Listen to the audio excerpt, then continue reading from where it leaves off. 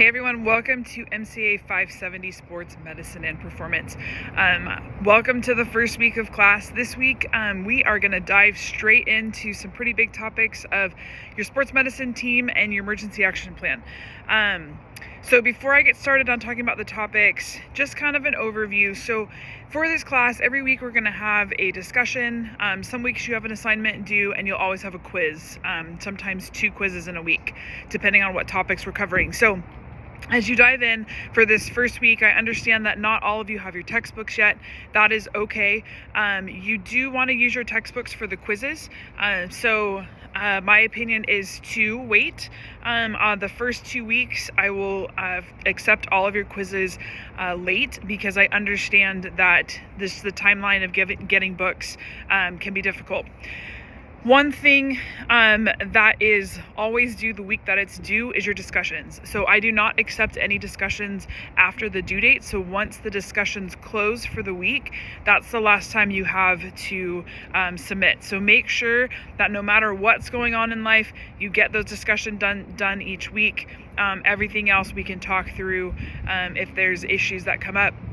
And please always communicate. The earlier you communicate with me, the better it is for me to help you figure out how to get assignments done, to work with you when things come up, because things do come up.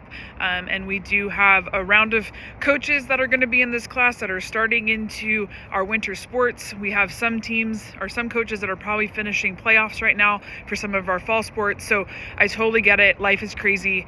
And so we'll work together to get through the class. So this week, we're talking about your sports medicine team, who that all is. That includes your athletic trainers, team physicians, or just you as the coach.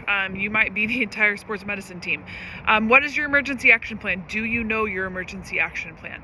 Do you know what happens if you have to call 911 on the court or the field? Do you know how the ambulance comes to your campus or facility? Do you know who has the keys to all the gates to get the ambulance closer to the field or the court? Do you know the steps that are taken if you need to call for an ambulance? For the worst case scenario, what can happen?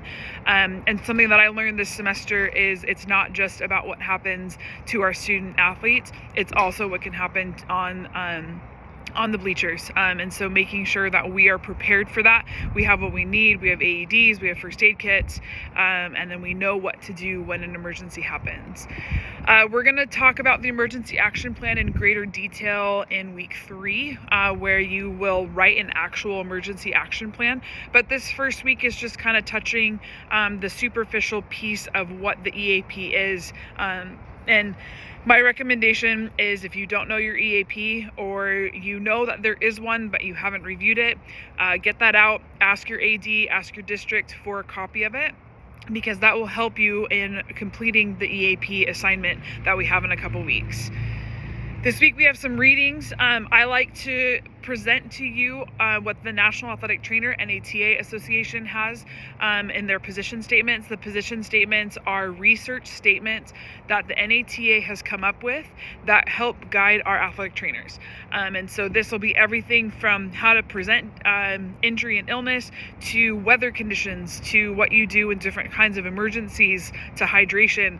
There's a lot of different position statements that they have to offer.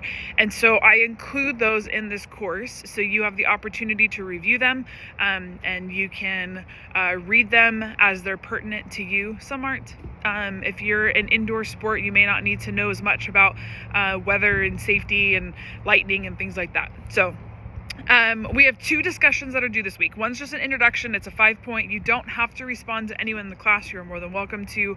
The second discussion is the discussion topic for our week. And this one, you do need to respond to the post that I give plus 2 classmates. So you will always respond 3 times to every discussion except for the introduction one. And that will be for your total of 10 points. So make sure that you are responding. I know it's tough when you are on it and you get it done on Monday and not everyone responds and you have to wait, but just make sure that you're getting those final responses in by the end of the week. We have a quiz this week. No assignments are due, but we do have the EAP assignment due in a couple weeks. So start to collect your school's or your facility's emergency action plan. And then every week there's a devotion at the end for you to review. So I've gone long on this video. Not all my videos are this long. But I just kind of want to give you more of an overview of what to look forward to in this class. And most of the weeks are pretty similar, so you'll see a consistent pattern in what is due every week. So I hope you guys are having an amazing start to your semester, and I look forward to reading your discussions.